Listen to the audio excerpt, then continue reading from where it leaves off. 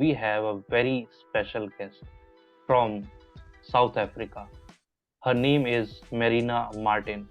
And for me, I'm sure that this one episode cannot summarize everything, her life experience, the kind of journey she has had. I'm sure when I was going through, I can think of like maybe after doing these multiple episodes, I can even write a book on her life. And I hope it becomes a bestseller. We have all heard about time travel, but we have never experienced it. But yes, a world traveler, at least we can experience that with Marina Martin. So, Marina, welcome to our show. Thank you very much, Vickers. I'm looking forward to spending the time with you this morning and sharing some of my experiences with everybody else, which I'm hoping they are going to enjoy. Thanks a lot, Marina, for joining us and being one of the first international speakers on our platform. And I would like to begin with the location or the country where you were born. So you are from Zimbabwe, you were born in Zimbabwe, and in that also I'm even more interested in Zambezi River and Victoria Falls because I saw these names in a lot of movies also. So the name Zambezi River, I remember maybe there is a superhero or someone related to that. So I would be interested to know about your story of your birthplace, Zimbabwe. Well, I was born when Zimbabwe was not Zimbabwe, it was actually Rhodesia. And before that, it was one country which was actually split into two. We had a northern Rhodesia and a southern Rhodesia. And I was born in southern Rhodesia. And I moved to South Africa when the country changed from Rhodesia to Zimbabwe. It became Zimbabwe Rhodesia for a short time, and then it transitioned into Zimbabwe. It is a beautiful country based in the southern part of Africa, and it actually borders the country of South Africa. Beautiful country, beautiful climate, very moderate. As with South Africa, we have winter. The winter is dry, and then our rains start in around about September and carry on through till May. So very tropical, wonderful wildlife as well. And you mentioned Victoria Falls. Victoria Falls is in the northern section of Zimbabwe, and that actually borders Zambia. So there is a bridge between Victoria Falls town, which is in Zimbabwe, and a bridge that was built many, many years ago joins it across the huge Zambezi River to Zambia, which is just to the north. Victoria Falls is absolutely magnificent, and it is fed by the Zambezi River, as I mentioned. And the town on the Zimbabwean side is still very rural. It is exquisite. It borders also a game reserve called Wankie Game Reserve, and it's very often that one goes into town and one will interact with vervet monkeys. There are sometimes baboons, warthogs come through town, and occasionally elephants still come through town. So obviously you don't want to have too many encounters with elephants in town, but it does happen. And the Victoria Falls, which you can walk to from the little town, are absolutely magnificent. Still wild, still as they used to be without the commercial development, as you see with many of the bigger waterfalls in other countries. So all in all, a beautiful country, lovely people as well, and very proud to have come from that part of Southern Africa. That's great, and it was like a story. I was inside that story when you were narrating all about it. So now I would like to know more about the country where you have been living because you were born in Rhodesia and which is now Zimbabwe, but then you have been living in South Africa for a very long time. So do you feel a part of Zimbabwe still, the culture and all those feelings coming to South Africa, or there are any changes in South Africa? No, it unfortunately when one leaves one's birth country and moves away, one tends to lose a contact, unfortunately. But I do have the advantage in that South Africa and Zimbabwe are very much related, and there is migration from Zimbabwe into South Africa by the people as from South Africa up into Zimbabwe. So we are largely integrated, and the difference is basically the border that is man-made between the two countries. So I have taken a lot of my heritage with me to South Africa. Obviously, where I am now, the country is far bigger than Zimbabwe. It also has a coastline all the way around South Africa. We have coastline. So I do there have the advantage from a natural point of view of being able to have coastline. We have a huge mountain range called the Drakensberg as well. So we have the option of going to the mountain ranges. And then I am currently based in the center of South Africa, in a town or a city called Pretoria. So that has different climate to the coastal areas. People are very similar in the area in which I live to those on the coast. Slight cultural differences as you move around, but the transition has not been that great as it would have been if I'd moved to America or perhaps to Russia or China or Europe. That's great. Knowing more about South Africa. Now, I would like to know about your profession. So, the first profession you choose, if I remember it correctly, it was a goldsmith, and before that, you did a study which was completely in a different profession. So, and that's what I like. A person can pick up any profession. But here, if I talk about maybe our parents and all, we have fixed profession, either become a doctor or engineer or something like that. Just focus on that. So it's very interesting for me to see that you chose goldsmith as a profession. So what kind of interesting things did you do in that profession? Well, I was very lucky in that before I even became a goldsmith, my mother said, you need to do something when you come out of school. So she put me on a secretarial course. And as I was on the course, I thought, oh my goodness, I don't think I really want to be a secretary, but I know that this is going to be a good education for me. And then while I was in the middle of that, I had to start thinking about what I was going to do. And by chance, I found that I had the opportunity or that I could take advantage of an opportunity to become a goldsmith. So then, as you said, that was to be a career which would span the next 14 years. I did a trade test to become, I did an apprenticeship, a trade test, and then became a qualified goldsmith. And let me tell you that my training only really started after my apprenticeship, when I really got my teeth, so to speak, into the business. I worked for several companies, and making jewelry is metalwork. It's basically metalwork, but it's extremely intricate. And if anybody, well, I'm sure that many of your listeners will know the ring that Princess Diana wore while she was alive, that beautiful big sapphire ring with all the diamonds around it.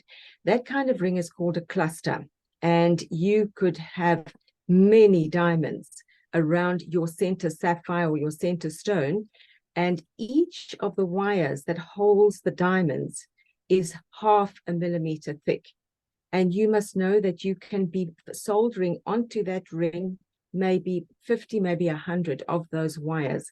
And each wire gets soldered onto the basket which holds the diamonds. And you must be very, very careful that you do not melt any of the wires as you are working on the article. And for me personally, the finer the article was, whether it's a ring, a brooch, a bracelet, or a necklace, the more detailed it was, the happier I was. So I reveled in the detail of making jewelry and the beauty of the finished article once it was complete. So it did give me a great deal of satisfaction. It gave me a great deal of joy as well. And it was a skill that certainly made me a lot more technical than I was when I originally entered the profession. So in this, I can already see that you were doing really great. And the best part I like about you is that you mentioned you wanted things to be perfect to the detail, I would say. And I also am a kind of person who has attention to the detail. And even if somebody says, okay, it's fine, 99.9%, it's good, we are happy with it. But inside, I know, like, I'm not happy with it. At least I cannot go with it. I have to fix that until and unless it's perfect. I cannot deliver it because inside I know it's not perfect.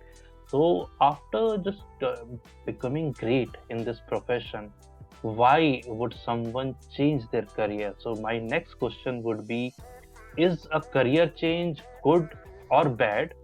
and how to take a calculated risk in case somebody thinks, okay, it's good. So, what kind of risk they should calculate? Because not everyone can be successful in a career change. Maybe someone can land into disaster. So, why you change from a great career of Goldsmith where you were becoming perfect? Why change a career and how to take the calculated risk? Well, I think we are put on this earth to be happy. And if you are in a situation which no longer brings you joy, it is time, if possible, to do something about it. And after 14 years, I was getting tired of being a goldsmith and making jewelry and being in a workshop. And I thought for a long time, I thought that it's time for me to change careers. And when that thought came up, I thought I need a job which is going to give me transport, which is going to give me food, which is going to pay me so that I am inconvenienced by the change as little as possible. And a chance conversation with a friend of mine, she said to me, there is a position opening up on Rovos Rail as a hostess, and it might be something that you would be interested in. And the job involved traveling, which was completely different to what I was doing at the time. But mentally and emotionally, I was more than ready for the change. And because I was ready to change, it gave me the courage to do exactly that. I wanted something completely different. And because the way that I also handled it was, I was a qualified goldsmith. So if this change did not work out, I could always go back to being a goldsmith. So my advice is never close the door behind you. Leave on good terms wherever you are, because you never know when you need to go back. But at the same time, have the courage to change, because unfortunately, many people get stuck in jobs that they do not enjoy, and they haven't got the courage to get out of it. So that would be my advice, and that's the way that I handled that situation. And it was to change, well, it's changed my life completely since then. So that's a good take that you mentioned. When you change your career, you made sure that you can get back to your career of goldsmith in case things do not work out. So yes, I would also have the same recommendation for people, that have a solid backup plan so that in case things don't go right, you have something to fall back upon. Now, about this change of profession, I still think, let's say, because you were not traveling earlier and you were stuck in a specific location working on the jewelry, and now you have to travel regularly. So, wasn't it tough for you? Because it's a complete, I would say, slightly maybe lifestyle change as well, and a lot of unknown things. You will be in a different country, different place, a lot of things will happen. So, were you not afraid from inside, like how I will deal with so much of lifestyle change suddenly? Very much so. Because and one of the silly things that did bother me is I knew that, well, I changed obviously to work on Rovos Rail, which is a luxury train. Just in case some of your listeners are not aware of what it is, it's a train which is similar to the Orient Express. It does a lot of routes within South Africa, and we also go up to Tanzania. It's now going up to Angola, to Namibia on our western border as well. So it's magnificent, and it is a classic train with 5-star silver service. Very exclusive. And what worried me in the beginning was the fact that I was an early to bed young lady and get up early in the morning. The get up early in the morning was not a problem, but I knew that when I was going to be working on the train, I was going to have to work long hours late into the night. And that tiny practicality did concern me, I must say. It was not an issue later on, but starting on the train, I was suddenly thrust into a chaotic situation with lots of staff, lots of preparation, lots of unfamiliar tasks, which I really thought I would never wrap my head around. And I remember one day one of the deputy managers came up to me to check that I was doing all right on the train. This was right in the beginning. And I looked at her in absolute awe. And I thought, my goodness, I will never ever be able to be as efficient and as good as she was. But you know what, Vickers, time came and time went, and I became proficient at my job on the train, first as a hostess, and then later as management on Rovos Rail. And I was able to be as good as her, and I was able to exceed the limitations that she had set upon herself and become the best that I could be on the train. And at the same time, I enjoyed my job so much. It fulfilled everything that I didn't know that I was looking for. The travel, the interaction with the staff, being a leader, working with the guests, troubleshooting along the way. It was probably the best thing that I have ever done for myself. Again, courage to change.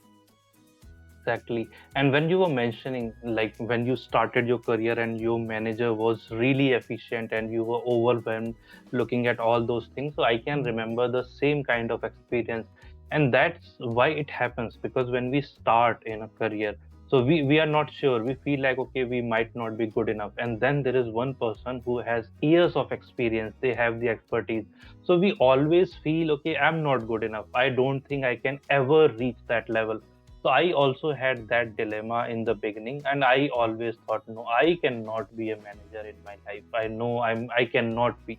But as time progressed, yes, the same thing happened, that I brought my own style of leadership, my own style of management, and that's how I'm able to do that. So yes, as long as you believe in yourself and as long as you are on that path, if you are consistent, you will definitely make it. And now about working with the celebrities, even the stars and the presidents.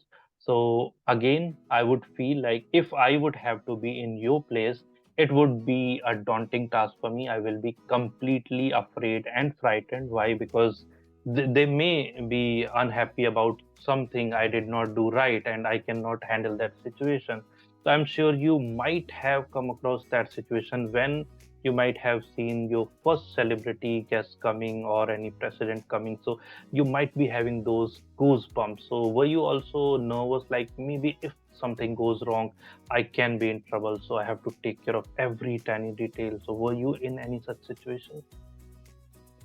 Well, for me, Vickers, as you say, it's attention to detail, being comfortable in the job as well.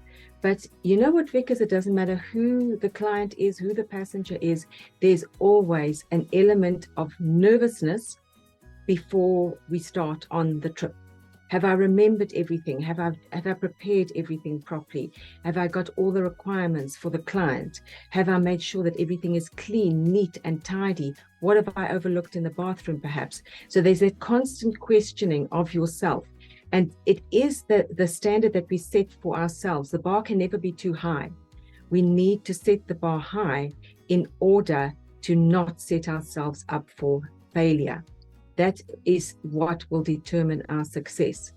And as I progressed through the years of being an air hostess and also on the train as well, I gained far more experience and confidence along the way. And eventually it became, every client was the same. Every passenger was the same. Everybody got top service. And I found often that the presidents, the top business entrepreneurs, the celebrities, they were really pleasant people.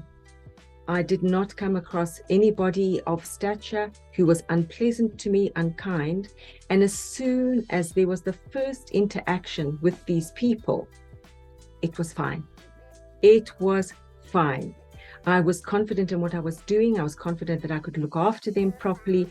And you know, Vickers, just to smile, just to laugh and have a little interaction with a client and make them smile and make them laugh, and you have crossed many bridges in one moment. So it's just relaxing, being confident, and best of all, I love my work. My work is a passion. And I think that also gives me the confidence to enjoy my job and enjoy the people that I work with and the people that I work for. That's a great take, and that's a good revelation which you shared, because I was initially afraid if the one I mentioned, like if I had to be in that place, I would be completely terrified facing those celebrities, because something can go wrong and they will be like, what are you doing? You are not good enough for this thing. Who brought you here? That's what I saw in the movies, kind of. So sometimes things go dramatic. So yes, that's a good thing that people are good and they are okay with, I guess, even if you make some mistakes, maybe you can have some fun, and even in the pressure situation, if you smile, things will be relaxing. Now I would like to understand from you about the years of experience you already have. I guess you have already 2 decades of experience. Mm. So what next from here? Because in the beginning we know, okay, let me switch the career, let me learn something new. But after spending so long in the industry, in the profession, now what do you think, what is your purpose in life, or what kind of mission you have in life? Because you know you would have achieved most of the things you wanted to do in life. So what next from here? Oh my goodness, because at the moment, there's not enough hours in the day and not enough days in the week for all the things that I want to do. And I'm finding that as I put the years of experience behind me, it makes my journey into the future even clearer, more interesting, and easier. I love working with people and I love traveling. And I do know that there are many people who are afraid to travel on their own and who would love the companionship or the guidance of somebody such as myself, who is world traveled and experienced. And they would like that boost of confidence to have somebody traveling with them who can maybe just show them the ropes. So that is the direction that I would like to go in, just to make life a little bit easier for other people in the travel world. And then also I love doing skills training and motivational speaking. I am a member of Toastmasters, and if I could incorporate my Toastmasters training together with training in our industry as an air hostess, to be able to open the eyes of the people who are just entering the industry to the charter world that I have been involved in. It's not only commercial flying out there. There is an amazing charter world, flying on private jets. It's completely different from commercial flying. And I think there are many people who would like to get into it, but don't know how and don't have the experience. I've been through the pitfalls. So my joy would be able to go to training schools and to be able to share my experiences to help other young people on their way in the industry. Life skills training as well is another thing that I do from time to time, helping young people starting out with a new job, and that they, again, don't fall into the pitfalls and traps and have to make the mistakes that I did, and just to make their life a little bit easier. So my goal is to be very people orientated in a motivational and helpful capacity, just to make somebody's life in the future a little bit easier and a little bit more joyful. Exactly. And when you were sharing all that, I can clearly see while our discussion has happened, we think alike. So I also think the same way. Like when I have learned something, I learned a lot of things. I faced a lot of situations, and then I learned.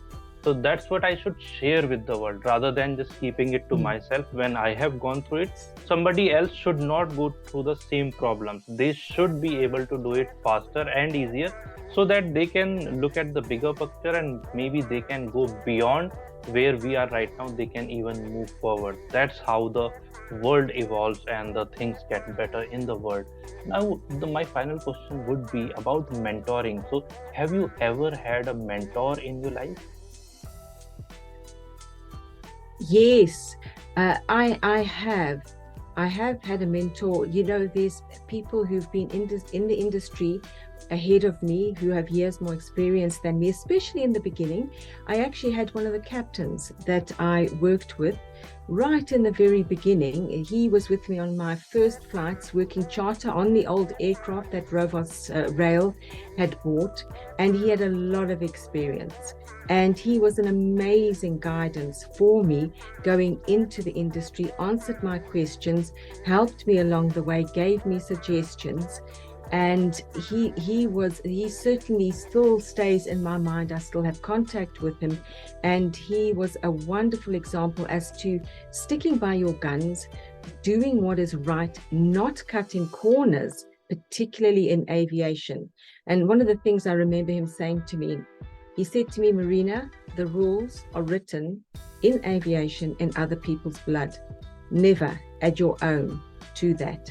So in other words, learn from other people's experiences, go forward on their experiences. Don't make the same mistakes that other people have made. Forge your own pathway, but on the backs of the experience of the people who have traveled the road before you. And I think that applies in so many industries today, in so many aspects of our life. Ask the questions. There's no such thing as a foolish question. Ask the questions, learn from other people, and grow through the advice that they give you. That's correct. And the one you mentioned in the end, ask the question. So that's what my favorite quote is. I'm not sure from where this quote came, but yes, for my the favorite quote is, if you ask for it, you will get it. That clearly means until and unless you are asking for it, it's within you, and you will keep waiting, you will keep just procrastinating. But the moment you ask for it, solutions will definitely come. Even if the solutions do not come, you will get to hear something and you will be able to think again, am I asking the right question, or should I do something else? So before concluding this episode, I know that we have to make multiple episodes, you have so much to share. So before we conclude, can you share something, because you have traveled the world, you have traveled a lot of countries. So what is that one special message you have for all of us after visiting so many places? Well, it's something that I've learned. If you go to a particular country and you see something that you like, maybe a small memento or something small that you like, get it. Take it home with you as a memory, because you never know when you will go back. And also with all the places that I've traveled to, I absorb everything. And I've always said to myself, I don't know if I will ever have the opportunity to come back to this particular place. Take advantage of everything, enjoy everything while you can, and build on those memories. And those memories you will carry with you for the rest of your life. And one piece of advice, which I wish I'd started much sooner, keep a diary. Lots of people said to me, keep a diary, and I was very late before I started. Keep a diary of the places you go to, the people you interact with, and the experiences that you have, good and bad. Exactly. Yes, there are a lot of deep thoughts, so I'll just try to recollect all those. Maybe after publishing that episode, I'll also go into that. And I would love to see your collection. As you mentioned, you try to pick something from each place you visit as a memory. So definitely in the next episode, we will discuss with you, and we will even talk about all those memories. So once again, thanks a lot, Marina, for being a part of this episode. It has been a pleasure having you as a guest. Thank you very much, because it's been such a pleasure sharing my experiences with everybody today.